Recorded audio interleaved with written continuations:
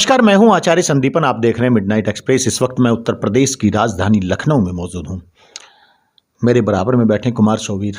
बहुत छोटा सा संक्षिप्त परिचय दूंगा। कुमार सोवीर बेहद वरिष्ठ पत्रकार माने जाते हैं। परिचय इनका देना मैं कहूँगा कि सूरज को दिया दिखाने के समान होगा। महुआ जैसे बड़े चैनल के स्टेट हेड रह चुके हैं। दैनिक भास्कर में, अगर मैं गलत नहीं हूँ कुमार भाई, दैनिक भास्कर में वरिष्ठ पद पर रह चुके हैं। इसके अलावा कई बड़े मीडिया संस्थानों में काम कर चुके हैं। कुमार साहब, सबसे पहले मैं स्वागत करता हूं आपका। स्वागत है आपका। नमस्कार कुमार भाई, मेरा पहला सवाल है। देखिए, मैं सवालों में आज कोई रियायत नहीं बरतूंगा। सवाल कड़े रहेंगे और अपेक्षा रखूंगा कि जवाब भी आप जो है उसी तरह देंगे जिस तरह मैं सवाल करूंगा। नहीं, मैं आपको ब्लैंक चेक तो दे नहीं रहा हूँ सर। पहला सवाल, सत्ता का विरोधी माना जाता है आपको। कुमार भाई, बहुत वरिष्ठ आपका जो क्रम है वो पत्रकारिता में वरिष्ठता क्रम वो बड़ा वरिष्ठ माना जाता है। बहुत अग्रिम पंक्ति के आप पत्रकार माने जाते हैं। ऐसा क्यों है कि आप सत्ता का विरोधी आपको कहा जाता है? सत्ता के विरोध में आप बोलते हैं। क्योंकि इसका एहसास लोगों को एहसास भी नहीं है। और सबसे जो प्रश्न आपने किया है ये भी अपना आप में बड़ा दुर्भाग्य है कि आप जैसा व्यक्ति ये प्रश्न उठा रहा है। नहीं, मैं आपकी लेखनी देखता हूँ। मुझे कह लेंगे, पत्रकार का जन्म ही इसीलिए है कि आलोचना करेगा। आपको जनता ने इतना ताकत दी है। आप आम आदमी उनको सरकार बनाता है तो उसकी जिम्मेदारी और उसके जो काम कर रहे हैं और जो असफलता है उसका खुलासा करने का अधिकार अगर किसी में है तो केवल मीडिया के पास है। जो सवाल करता है एक पत्रकार विपक्ष से नहीं करता है, बल्कि जो जनता ने उनको एक गद्दी दी है वो काम उसका हिसाब मांगता है। वो जिम्मा केवल और केवल को अगर न्यायपालिका नहीं कर पा रही है, विधायिका नहीं कर पा रही है, कार्यपालिका नहीं कर पाई, तो केवल और केवल वाल्तेयर ने आज से 300 साल पहले यही कहा था कि 4 स्तंभ हैं। पहला न्यायपालिका है, विधायिका है और कार्यपालिका है। मैं यही रोकूंगा। नहीं, अभी बात है। फिर चौथा है मीडिया की जिम्मेदारी है कि वो सत्ता की ख्याल खींचे, उससे पूछे कि वो क्या कर रहे हैं। ये सवाल विपक्ष से नहीं किया जाता, विपक्ष से नहीं किया जाता, केवल और सरकार से किया जा सकता है। मुझे दुख इस बात का है, चाहे अंजना ओम हो या चाहे दीपक चौरसिया हो या चाहे कोई भी हो, वो सरकार पर हम अपने उनके चरणों पर अपना सर रख देते हैं, लेकिन विपक्ष में आकर के उनका खाल खींचना शुरू कर देते हैं। हमारा काम नहीं है। कुमार भाई, बड़ा नाम है पत्रकारिता जगत में आप। मैं आपको सत्ता विरोधी पत्रकार कहूं या बीजेपी विरोधी पत्रकार कहूं? मैं मीडिया हूं, मैं पत्रकार हूं ना, मैं किसी का विरोधी हूं ना। लेकिन हमारा धर्म केवल सरकार के हिसाब लेना है। आप उसको विरोधी और समर्थक कहते हो, कैसे कह सकते हैं? जिस दिन जैसे मैं आज समाजवादी पार्टी पर या कांग्रेस पर या ओवैसी की पार्टी पर या किस मायावती पर सवाल नहीं कर रहा हूं। हम सवाल कर रहे हैं भारतीय जनता पार्टी का। जिस दिन विपक्ष में जाएंगे हम उनसे सवाल नहीं करेंगे, फिर जो सरकार में होगा हम उससे करेंगे। मतलब आपका कहने का मकसद है कि जिसके ऊपर जिम्मेदारियां होती हैं उससे सवाल किया जाए। केवल आलोचना और समालोचना में कितना फर्क आप कुमार साहब समझते हैं? दोनों एक ही बात है, नियति का फर्क होता है। समालोचना आप कैसे समालोचना किसको कहेंगे? ये भी ठीक है, वो भी ठीक, ये नहीं चलता है। हम आलोचना करेंगे केवल सरकार का, लेकिन उसके अच्छे कामों की आप प्रशंसा भी तो करनी चाहिए। इसका एहसान अगर आप उनके गलत कामों को तय कर रहे हैं तो अच्छे कामों को भी तो आप ही तय करेंगे। कुमार साहब, कौन तय करेगा इसको? केवल मीडिया ही तय करेगा। मैं वही कह रहा हूं नहीं, लेकिन जो सरकार कह रही है कि साहब हमारी आलोचना कर रहे हैं, ठीक कर रहे हैं भाई, बहुत अच्छा काम कर रहे हैं। मीडिया जिसको आपको घृणा के स्तर पे ले रहे हैं, मैं उसको समर्थक अब तो भारत रत्न मान रहा हूं कि आपकी आलोचना करें। मैं ही नहीं करूंगा तो कौन करेगा? आप करेंगे, वो करेंगे, ये करेंगे, वो नहीं करेंगे। आलोचना अगर वो कर रहे हैं तो उनका धंधा है। अखिलेश अगर कर रहे हैं तो उनका धंधा है। सोनिया अगर कर रहे हैं ये उनका धंधा है। हमारा वो धंधा नहीं है। वो पैसा पाते हैं बड़े बड़े चैनलों से और सरकार के चरण चापते हैं, ये उनका धंधा नहीं है। हम ना पैसा मांगते हैं उनसे और ना करते हैं। मैं पत्रकार हूं, मैं मीडिया हूं, मैं अगर नहीं पूछूंगा तो कौन पूछेगा? यानी कि आपका कहना है कि मीडिया 2 भागों में बट चुकी है? जी नहीं, 99% और 1% है तो 2 ही भागों में। चलिए मैं आपकी बात मान लेता हूं, 99% एंड सेकंड इज 1%। नहीं, आप वही कह रहे हैं कि हाथी और एक बाल में फर्क है। स्थिति बहुत विद्रूप हो चुकी है और आप जैसा व्यक्ति ये कह रहा है कि आप सत्ता के विरोधी हैं। मैं बिल्कुल विरोधी नहीं हूं। मैं नहीं कह रहा हूं कुमार साहब, ये वो लोग कहते हैं जो आपके बड़े बड़े आर्टिकल्स पढ़ते हैं, जो आपकी फैन फॉलोइंग भी बहुत बड़ी है। बहुत अच्छी बात करते हैं। अगर वो ऐसा करते हैं, बहुत अच्छा करते हैं। अगर वो बोल रहे हैं, उनका आशय बिल्कुल उल्टा है। हमारा ऐसे बिल्कुल स्पष्ट है। सवाल हम केवल और केवल सरकार से करेंगे, क्योंकि सारी शक्तियां बजट से लेकर काम करने का, पूरा विकास करने का, पूरा देश को नियंत्रित करने का उन पे किया जा रहा है। अभी बातचीत हो रही है कि उन्होंने तकरीबन 7,500 एकड़ जमीन दे दिया गया है, नेपाल ने कब्जा कर लिया है, उस पर कोई बोल नहीं रहा है। चाइना के ओलंपिक का विरोध कर दिया गया। क्यों कर दिया है? गलवान में इतने किस सैनिक मार गए, आप कहते हैं कि वहां न कोई गया न कोई आया, तो इतनी लाशें कैसे हुई? इतने भारतीय वहां सैनिक कैसे मारे गए, उस पर सवाल नहीं कर रहे हैं। अरुणाचल में उन्होंने गांव बना लिया है, भूटान ने बना लिया है, सिक्किम में जमीन कब्जा कर लिया, उस पर आप नहीं बोल रहे हैं। धरचूला के थोड़ा सा और आगे आप काला पानी की तरफ चले आइए, उस जगह पर नेपाल सीधे सीधे चाइना को पूरा हिस्सा, बहुत सामरिक क्षेत्र है सुरक्षा का, उसको देता जा रहा है। उस पर आप नहीं बोल रहे, खामोल बैठे हुए हैं। केवल आपको केवल और केवल मुसलमान यानी कटुआ उन्मूलन पे लगा है, इसीलिए आप पाकिस्तान का हाथ लेते हैं। चाइना की तरफ जाने की हिम्मत नहीं पड़ती है आपको, क्योंकि वो एक बहुत सुशिक्षित और सक्षम है। हमारे पास पोते के पास एक कार है, इतनी खूबसूरत है, भारत में नहीं बन सकती। आपने उसको बनाने के लिए कोई योजना या कौशल नहीं किया।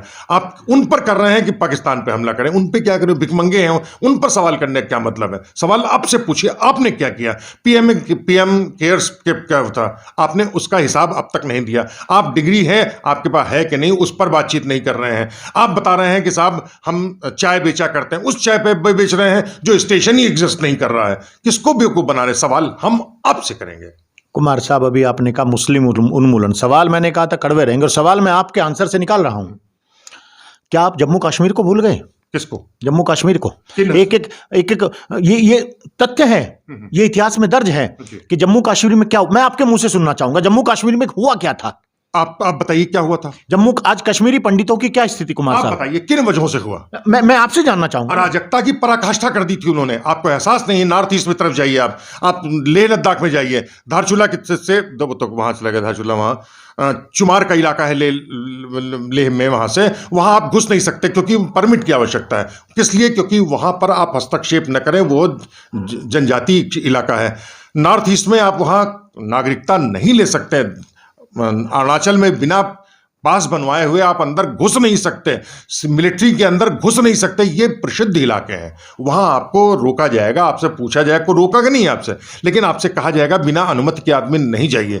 कश्मीर के साथ यह है, आप जब जबरदस्ती एक मुस्लिम हिंदू मुस्लिम का विवाद आपने खड़ा कर दिया और कश्मीर को अलग तरीके से करना शुरू कर दिया, उससे ज्यादा विद्रूप स्थिति यहां नॉर्थ ईस्ट में है, पैदा आपने किया। अगर ऐसा नहीं हुआ होता तो बांग्लादेश और बंगाल में ये स्थिति क्यों बुरी हो रही थी? कुमार साहब बात को घुमा गए हैं, घुमा रहे हैं आप। 300 देखिए, अब मैंने आपसे जम्मू कश्मीर को लेकर सवाल पूछा, आप मुझे अरुणाचल प्रदेश ले गए।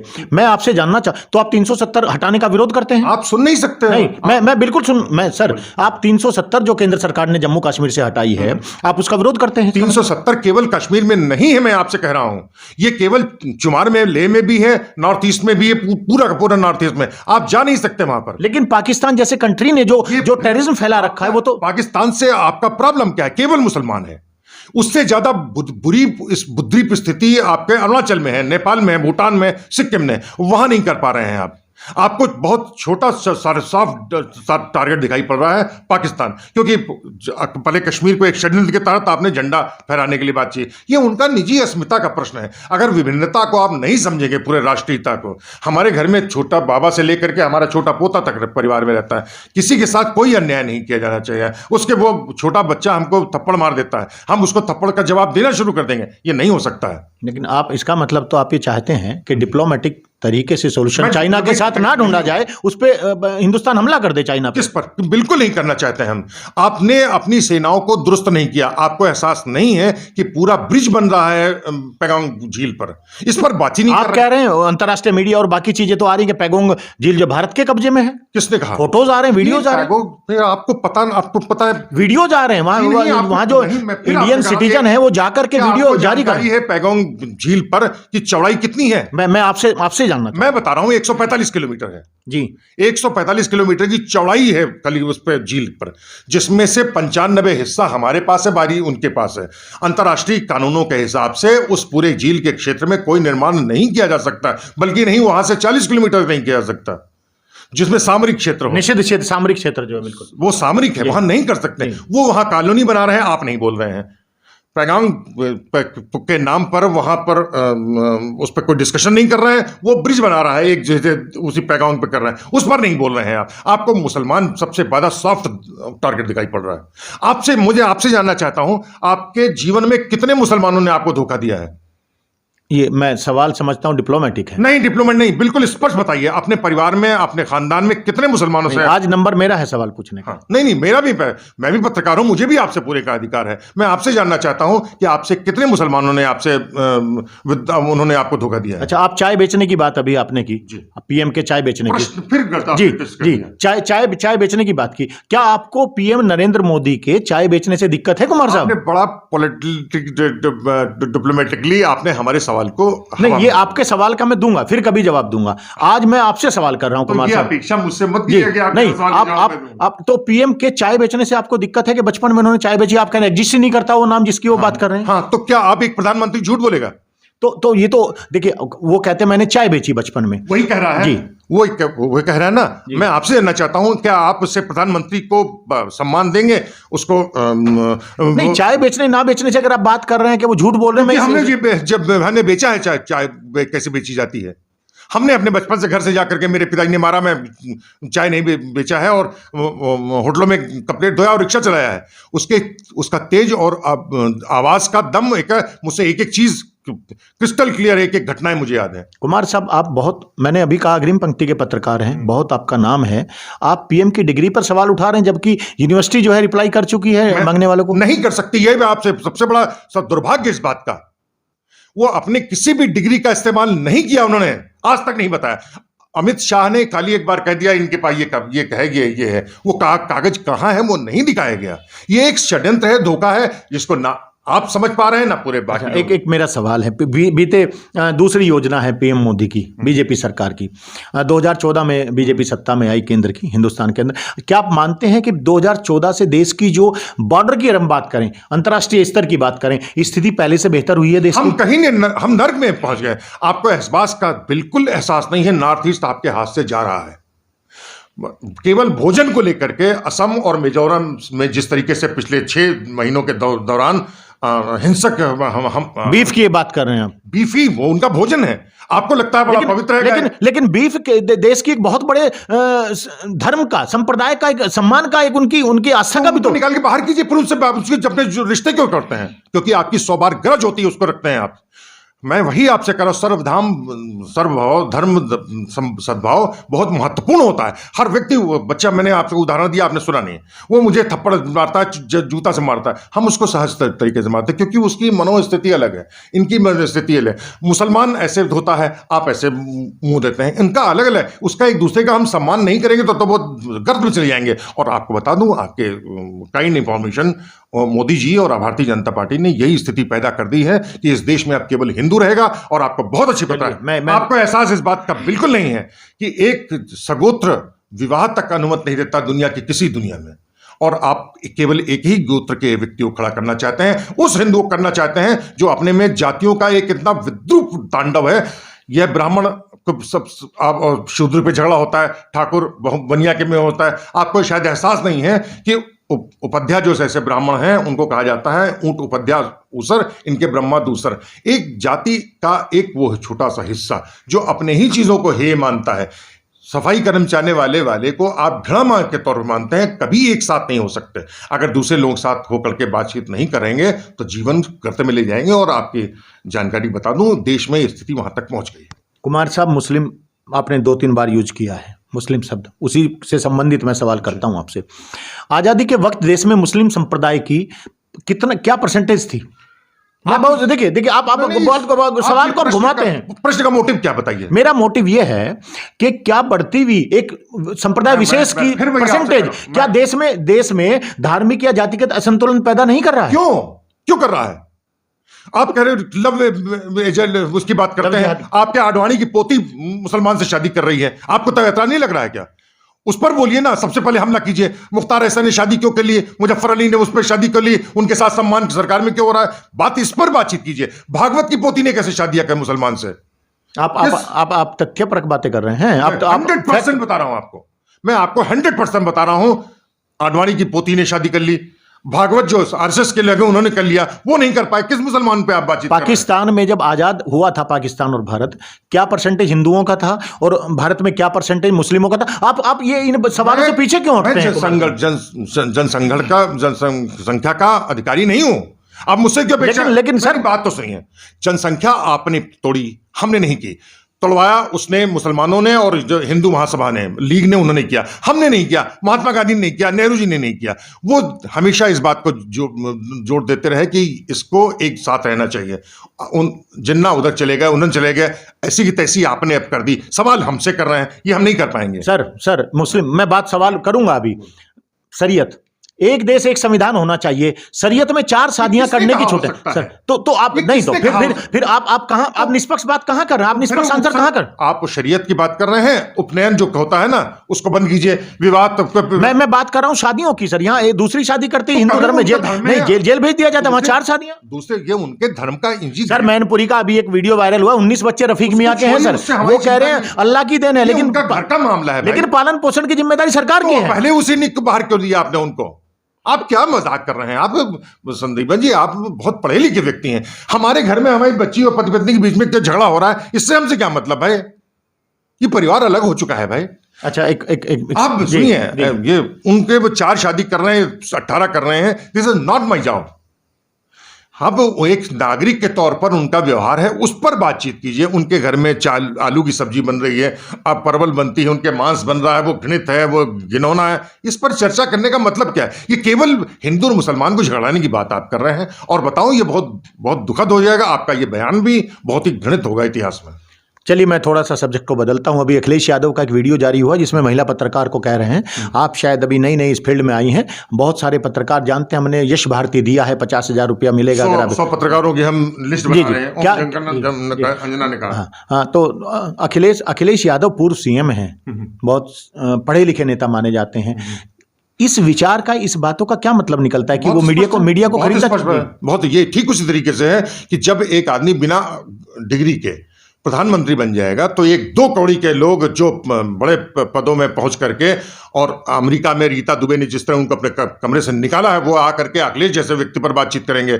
एक व्यक्ति ने जिसने बजट का एम्बेजलमेंट किया, 3.5 करोड़ रुपए अपने सरकारी बंगले में खर्च किया इस आदमी ने, उस पर चर्चा करने के बजाय आप उसको टोटी चोर बनाएंगे, तब तो बड़ा यही होगा। तो ये इसीलिए तो मैं सवाल पूछ रहा हूं। लोग कहते हैं आप बीजेपी विरोधी हैं, कि आपने सवाल के जवाब में भी पीएम मोदी की डिग्री को ले आया? बिल्कुल, मैं उसकी वजह रहा हूं। ये एक श्रृंखला चली गई है जो इसके पहले नहीं होती थी। बहुत परसेंटेज 2-4-10% में आ जाती थी, ये अब 99% पे आ चुकी है भारतीय जनता पार्टी में। हम इसलिए उसका विरोध करते हैं। हम ये कह रहे हैं कि जो अपराध होना चाहिए अखिलेश का, कि 3.5 करोड़ रुपए कैसे उन्होंने अपने बंगले में खर्च किया, सवाल इस पर होना चाहिए। लेकिन उस पर आपने करने के बजाय उसको टोटी चोर बना दिया। टोटी चोर पे आप क्या समझते हैं? टोटी की बात जरा सी अगर बात हो जाए, जो आपको मैं आपसे जानना चाहता हूं, एसी ट्रेन में आप जाते हैं, उसमें एक तौलिया भी आपको मिलती है, कभी आपकी हिम्मत पड़ी उस तौलिया को उठाकर बैग में रख लीजिए? बड़ा सवाल है। कभी किया आपने? एक टोटी कैसे लेकर के चला जाएगा? आपने उसकी चरित्रहीन कर दिया, उसको बना दिया। मैं जी, इसी तरीके से एक जो महानतम व्यक्ति पूरी भारतीय राजनीति में आज सबसे पढ़ा व्यक्ति कोई है, जो मार्शल आर्ट का भी मास्टर है, वो केवल राहुल गांधी है। आपने अरबों खरब रुपए खर्च करके उसको पप्पू साबित कर दिया, जिसकी जो अभी ये सवाल उसने कल लोकसभा में किया है, उसका जवाब किसी के पास नहीं है। वो 2020 में सवाल कर रहा है कि हमारे यहाँ कोरोना आने वाला है और बहुत बुरी स्थिति, आप उसकी खिल्ली बढ़ाते, कहते पप्पू है। मेघालय के जो जैतिया में जो खदान है, उसमें 27 मजदूर उसमें फंसे हुए हैं पानी में। वो कह रहा है कि साहब, ब्रह्मपुत्र के पुल के शिलान्यास आप करते रहेगा, हमारी सरकार ने बनाया था, लेकिन शिलान्यास कह रहे हैं, उद्घाटन कर लिए, लोकार्पण कर लिए, लेकिन फिर उन मजदूरों को उठा लिए। आप नहीं कर रहे हैं। जब आपने दायित्व से स्खलित हो जाएंगे तो ये वही चीजें होगी जो अब हो रही है। बहुत बढ़िया जवाब दिया है अखिलेश ने अंजना ओम कश्यप को, जिस महिला को जिसने वाशिंगटन में वहां के प्रथम सेक्रेटरी तो उसने घर से कमरे सरकारी अफसर से निकाल बाहर कर दिया है। आप उस सवाल की बात कर रहे हैं ना, वो जो ईमानदार पत्रकार वाला जो सवाल रहा है। मैं उसी पर बातचीत कर रहा हूं, केवल उसी पर बातचीत नहीं कर रहा हूं, बल्कि बता रहे हैं उस महिला ने जिसके बारे में कहा गया है उसके चरित्र अब तक कहां कहां गया है। वो सवाल सरकारों से पूछती है, वो विपक्ष से पूछती है। सरकार से बोलने की हिम्मत तुम्हारी नहीं पड़ती, क्योंकि तुम उससे पैसा तनख्वाह आज तक दे रही है, ऊपर का खर्चा जितना है अकूत संपत्ति है वो तुम भाजपा और आप ये फैक्ट सबूत के आधार पर लगा रहे हैं, केवल आरोप है? चरित्र बता रहे हैं। अगर आप यहां बैठ करके किसी मजलिस में बैठ करके लड़कियों की तरफ देख करके आंख मारना शुरू करेंगे तो आपके चरित्र को किसी प्रमाण की आवश्यकता नहीं है। वही होगा जिस तरीके से चैनल में वो प्रदर्शन कर रहे हैं, सत्ता के पक्ष में बोल रहे हैं और विपक्ष को गंदा साबित कर रहे हैं। ये साबित कर रहा है कि आप किसके पायदान पे और कितने नीचे और कितने नंगे हैं। कुमार साहब, लखनऊ में आप रहते हैं, राजधानी है प्रदेश की। आपसे जानना चाहूंगा, योगी सरकार के वो काम जो वो नहीं कर पाई और आपकी नज़र में योगी सरकार को बीते 5 वर्षों में 2017 से 2022 तक करने चाहिए थे? कौन से काम उसे उन्होंने किए, मैं बता दीजिए कौन सा नहीं, मैं आपसे वो पूछ रहा हूं जो नहीं बता रहा हूं। इन्होंने कोई काम ही नहीं किया।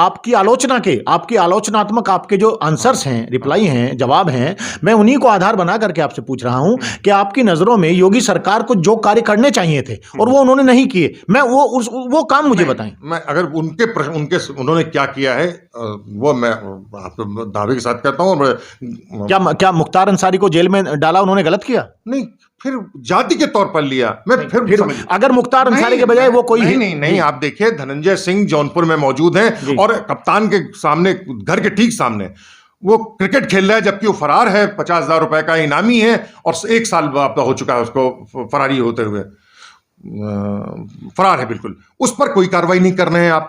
ब्रजेश सिंह वहां है वाराणसी में, बुली रंगबाजी से पूरी कर रहा है, पूरे मुख्तार के पूरे धंधे को उसने पूरा कैप्चर कर लिया है, उस पर आप नहीं बोल रहे हैं। विनीत सिंह जो दो चंदौली और सोनभद्र में उसका पूरा कब्जा है, भदोही में पूरा कब्जा। सड़कें तो ठीक हो गई आपके स्टेट की? कहाँ आपने देखा कहीं? बहुत अच्छी। मैं दिल्ली से चल के आया हूं तो ऐसा लगता है मैं फिर कह रहा हूं, आप कहां पर हैं, किस पर चल रहे हैं? हवाई जहाज पे चल रहे हैं, आम आदमी की तरफ चल रही है। जितने भी एक्सप्रेस वे हैं वो इतनी बढ़िया है, आप उसकी कल्पना ही कर सकते हैं। लेकिन आपका भ्रम टूट जाएगा जिस दिन यहां से बलिया वो गाजीपुर जाएंगे, पूर्वांचल क्षेत्र में जंपिंग करते हुए सड़क। चलिए मैं श्री मंदिर पे आता हूं।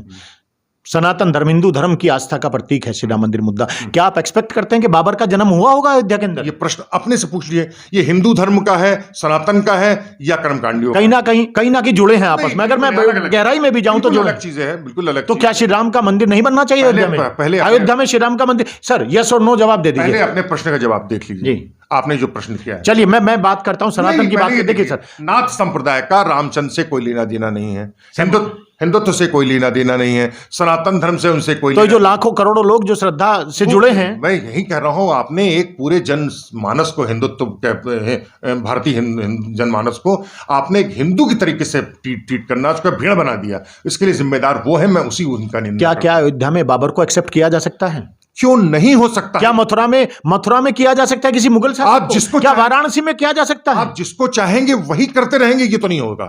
लेकिन सुप्रीम कोर्ट का आदेश है कुमार साहब। सुप्रीम ने जिस तरीके से अयोध्या में जमीन का बंटवारा किया है वो विरासत का विवाद था, उन्होंने एक तरीके से सेटलमेंट कर दिया। इसका अधिकार सुप्रीम कोर्ट नहीं है। और जिस तरीके से आपको बता दूं कि रतन रंजन गोगोई ने सर्वोच्च के न्यायालय में सर्वोच्च न्यायाधीश होने के बाद राज्यसभा सांसद हो गए, ले लिया है। उसके पहले जो अपने उनके प्राइवेट सेक्रेटरी के साथ उनके साथ दुराचार का रिश्ता है, एक आरोप लगा था उसमें जो है, उस पूरे दौरान इन लोगों ने मिल करके एक षड्यंत्र किया है और भारतीय जनता पार्टी और आरएसएस के पक्ष में पूरी न्यायपालिका को बेच दिया है। उससे अपेक्षा अगर आप चाहते हैं उसकी रो में जाते हुए, अगर हम मथुरा जाएंगे, काशी जाएंगे, अयोध्या जाएंगे, तो आप जाइए, बहुत अंधकूप के जा रहे हैं। कुमार साहब इस पर जवाब दे दूं?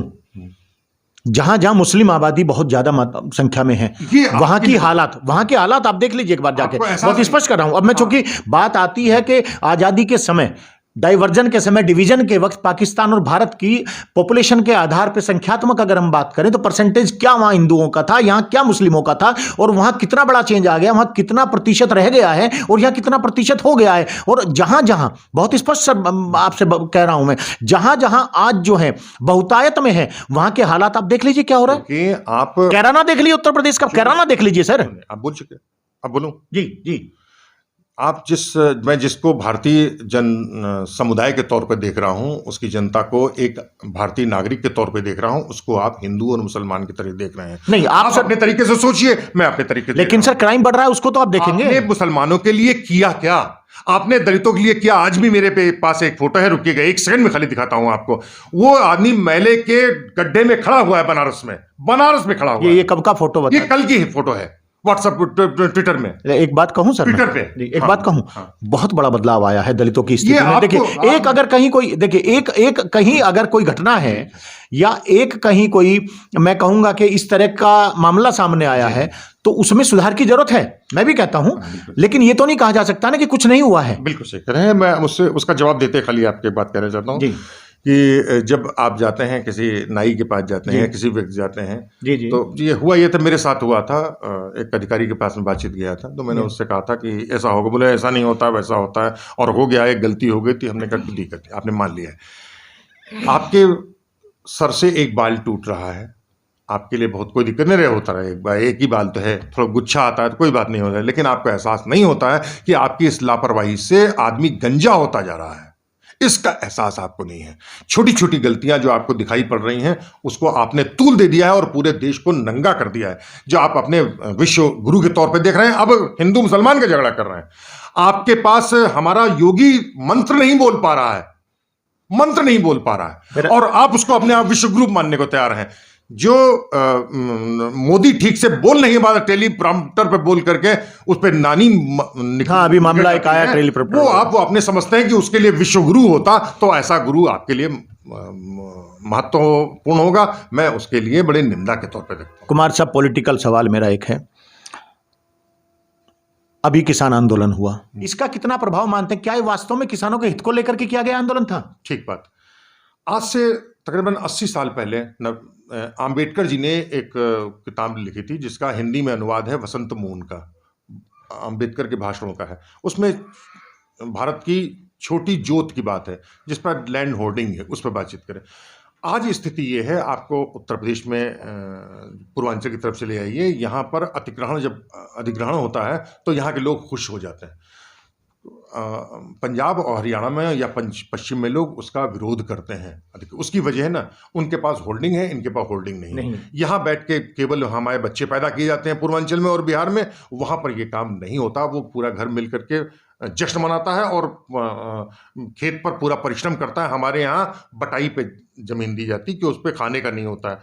आपने और सन 52 में गहमरी जी सांसद हुआ थे, उन्होंने कहा था, कांग्रेस के थे, उन्होंने कहा था कि हमारे पूर्वांचल और बिहार में लोग पाखन जानवरों के, गायों के पाखाने से, गोबर से अनाज खाते थे।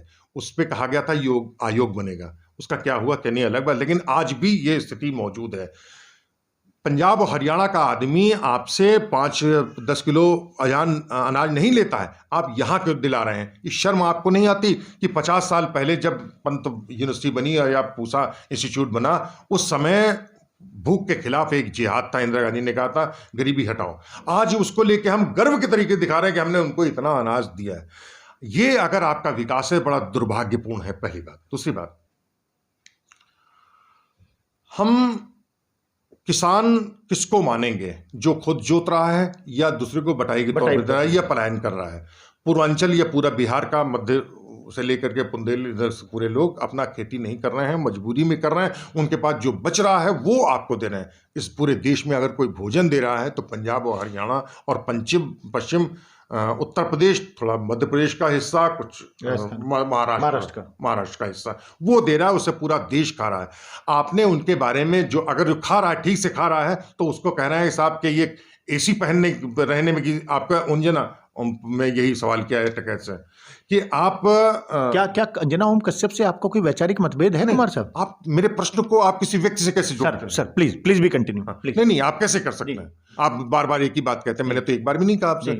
मैं उसी महिला के या किसी चैनल के लोगों की हरकतों पर एक बातचीत कह रहे हैं, बहुत स्पष्ट बात कह रहे हैं, उसको आप कह रहे हैं कि आपका कोई निजी झगड़ा है क्या?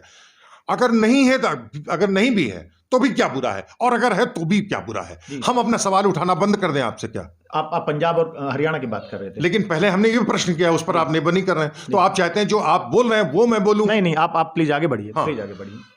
उनके पास क्षमता है, उन्होंने तकरीबन एक साल तक पूरे सरकार के सामने कुछ माथा टेकने का पूरा मादा था उनके पास। हमारे यहाँ पास खाने का ठिकाना नहीं है।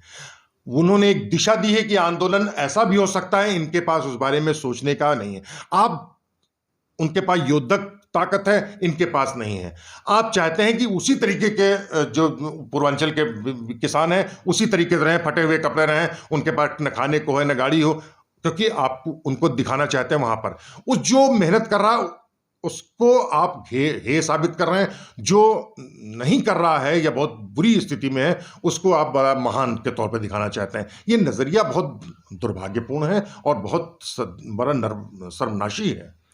चलिए, आखिरी सवाल है मेरा नहीं, आज के इंटरव्यू। आपको यह समझना पड़ेगा कि अगर इसमें कोई दम नहीं होता तो बिना संसद में कोई चर्चा की या कैबिनेट में चर्चा किए बिना तीनों बिल वापस नहीं लिया। ये उस आदमी के दर्प, अहंकार और उसके गुंडागर्दी की पराकाष्ठा है। उस पर सवाल करने के बजाय हम लोग इस पर डिस्कशन कर रहे हैं। चलिए, मेरा आखिरी सवाल है आज के इंटरव्यू का। उत्तर प्रदेश विधानसभा चुनाव सर पे हैं, 2022 के 10 फरवरी से पहला वोटिंग हो जाएगा स्टार्ट। कौन आ रहा है यूपी में? मैं देखिए, गठबंधन है और बीजेपी प्लस गठबंधन है और दूसरा एसपी प्लस गठबंधन है, राष्ट्रीय लोकदल है साथ में। कौन आ रहा है आपके हिसाब से? मैं वही बता रहा हूँ, जो हमें घुट्टी हिंदुत्व की बहुत ज्यादा मिल रही है, मुसलमानों को ऐसी तैसी करना है, मतों का ध्रुवीकरण हो चुका है। ऐसी स्थिति में भारतीय जनता अभी फिलहाल आ रही है। कितनी सीटों के साथ? मैं नजीम हूं नहीं, यानी कि आप भी मानते हैं बीजेपी आ रही है? नहीं, अभी नहीं कह रहा, मैंने आपकी बात सुनी नहीं है आपने। मैं सिंपल सी बातें कह रहा हूं कि अगर जिस तरीके स्वामी जैसे लोग, निकृष्ट लोग, उन्होंने पाला इधर से उधर कर दिया है, उन्होंने उसको भी नुकसान किया, उनको नहीं कर दिया है। ये ऐसे नृशंस और परजीवी लोग हैं जिन पर भारतीय जनता का भविष्य प्रभावित तो होता है, लेकिन पूरे लोकतंत्र का जो गुण है, जो प्रस्फुटन होता है, वो नहीं हो पाता है और पतित होता है। लेकिन इसके बावजूद अगर चुनाव पर जो है, उनके नतीजों पर देखा जाए तो आस्था के तौर पर अगर अखिलेश दिखाई पड़ रहे हैं और प्रियंका दिखाई पड़ रही है, उसी तरीके से मुस्लिम विरोध के तौर पर अगर किसी के पास कोई है दम है तो केवल भारतीय जनता पार्टी और योगी का दिखाई पड़ रहा है। लेकिन केवल यहाँ पर इतनी ही बात नहीं की जा सकती। आप किसान पर जाकर के बातचीत करिए, बहुत बुरी दौर में है और गाय से और नीलगाय से बहुत त्रस्त है। जब उससे पूछिए, वो आपसे सच बता देगा कि भारतीय जनता पार्टी या योगी के बारे में उनकी क्या राय है।